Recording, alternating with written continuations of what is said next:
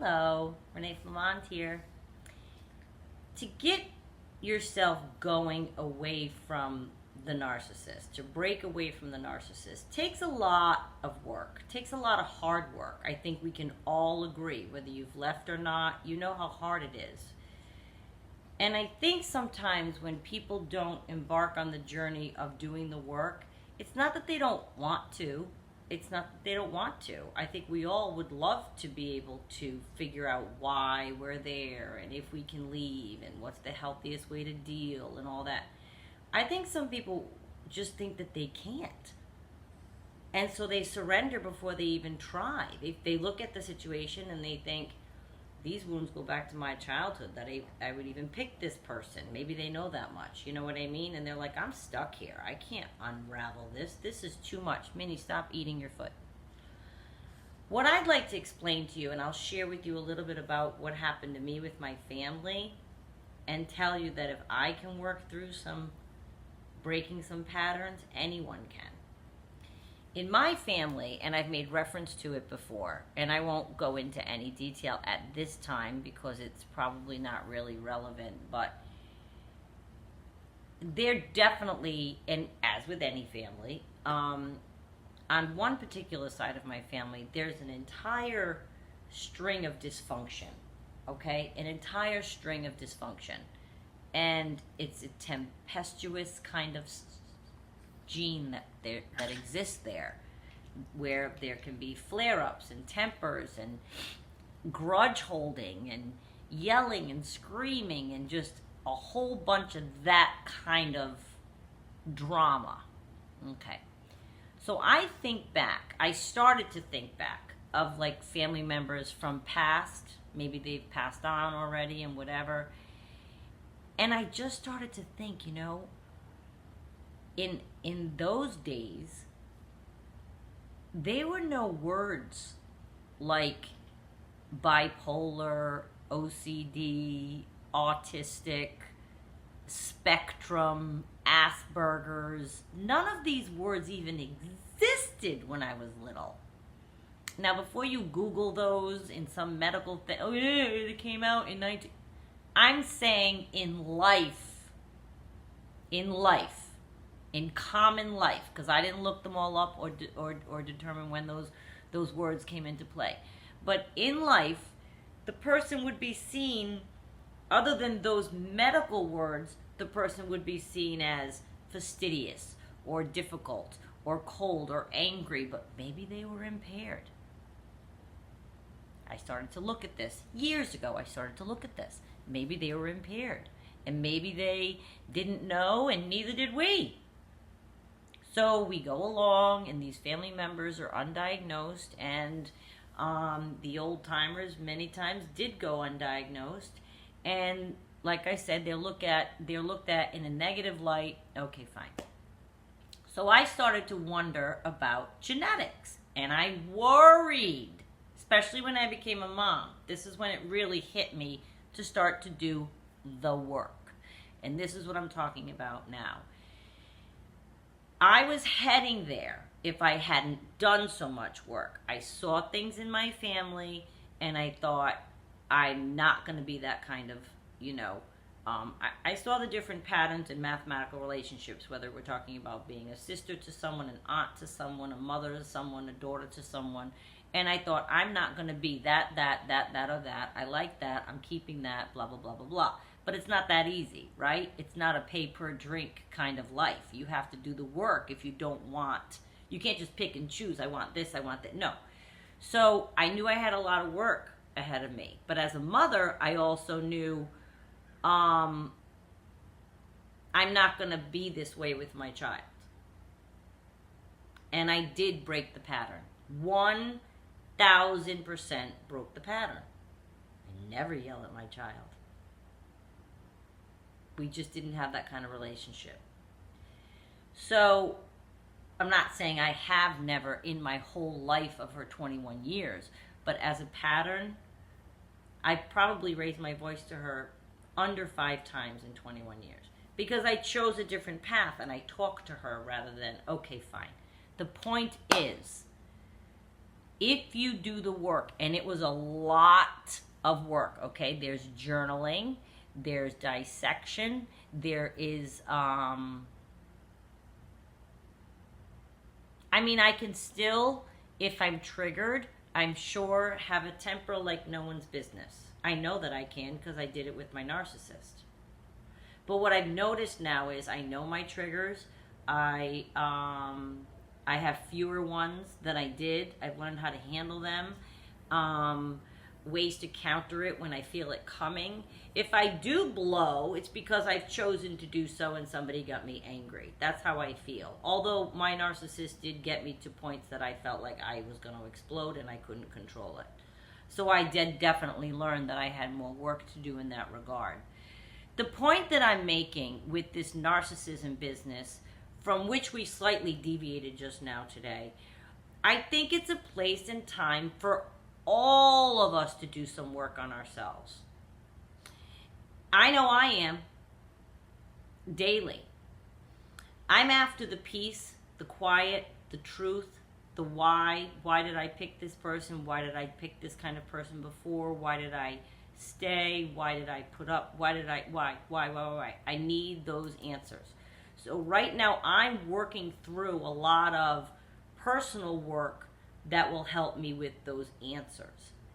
If you are in a place where you're starting to feel a little bit hopeless and you're thinking, I can't get out of this, I'm stuck here, how can I even begin to look at why I landed here or stayed this long, or how I would even begin to think about leaving, or any of those things, and if you feel overwhelmed, I am here to tell you, my genetic concerns were overwhelming. They were overwhelming. But I worked through them. And I have since even taught and healed with some family members and what I've learned, and we've all progressed together, and there's been an evolution that's been nice, and we've moved through some things together, and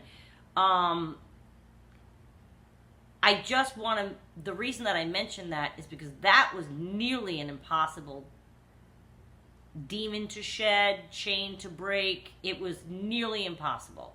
Because when you have family stuff that comes generation after generation after generation, you really have to be committed if you want to break that chain with your own child, or in your own family, or how you're going to be as a sister, or an auntie, or a cousin, or a friend, or a daughter. You know what I mean?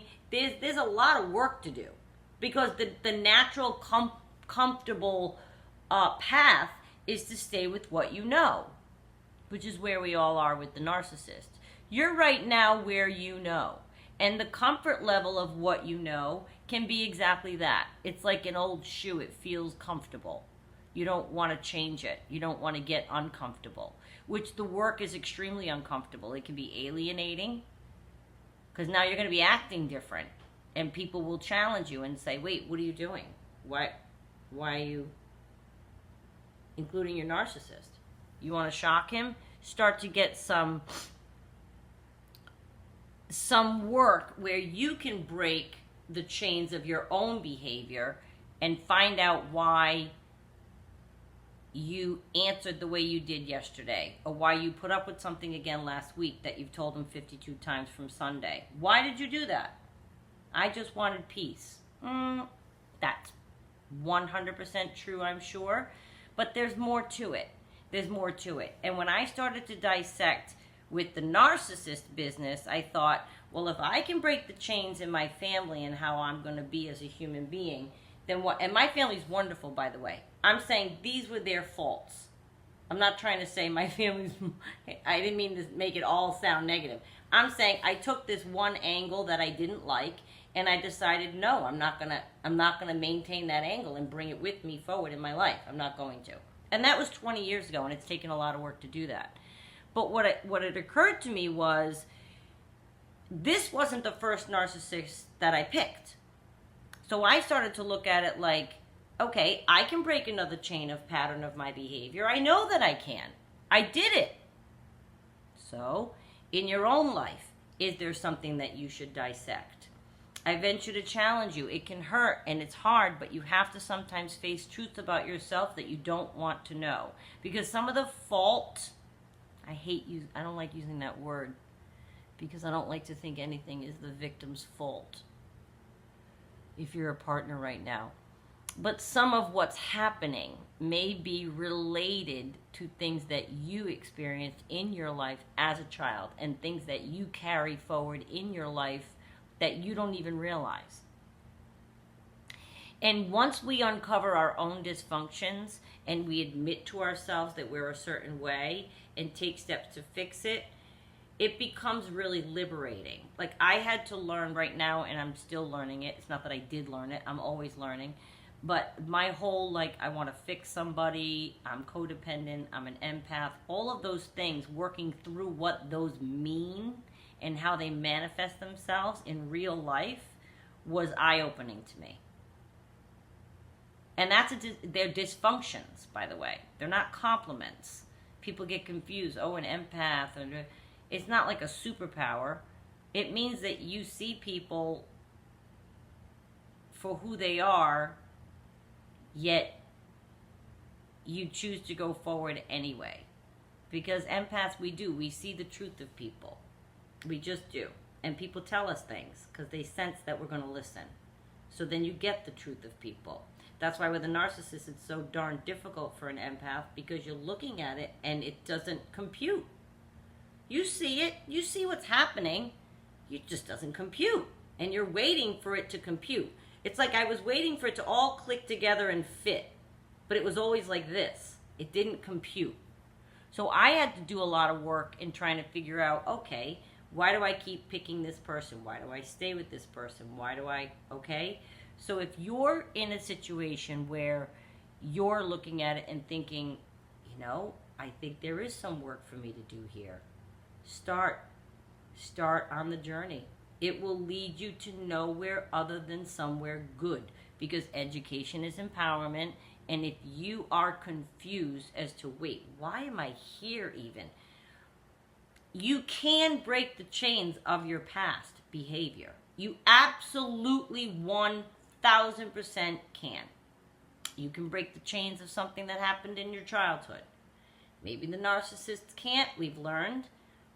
But I think healthy, normal, functioning people who want to change can and will if they put in the work. There's a lot of work involved.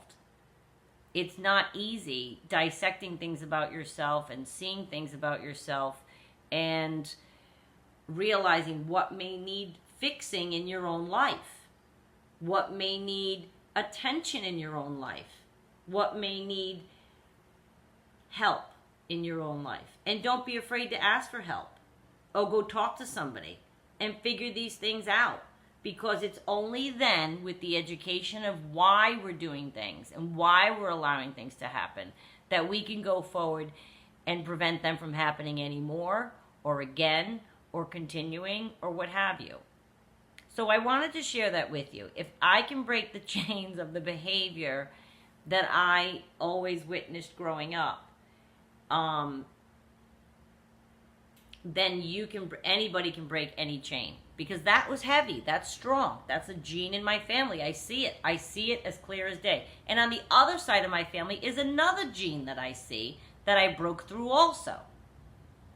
So there's work always to be done, and if you want to escape or at least get in line some order and sense to what's happening in your life, I challenge you to do some work on yourself. Dissect some things. Start with the simplest thing. Why am I here? Why did I put up with what happened yesterday? Ask yourself. And it may be enlightening, and you may say, oh my God, is that why? Well, that's easy enough to fix. It's just a thought. I just thought I'd share it with you because I want you to break chains if they're keeping you somewhere where it's not healthy for you to be. And I think that you can break chains if it's keeping you somewhere where it's not healthy to be, if you just are willing to do the work. It's always about the work, and it starts with you. Man in the Mirror, Michael Jackson's song. For those young people that don't know it, Man in the mirror. You want to change things? You have to change yourself first. You do. You have to look in that mirror and write things down and say, oh my God, is that true? Is this my personality? There were things about myself I uncovered that I didn't like. But how would I have changed them if I hadn't uncovered them? It hurts when you uncover, ooh, did I do that? Did I say that? Did I act that way? Okay, well, we know better, we do better. But we can't know better unless we discover it.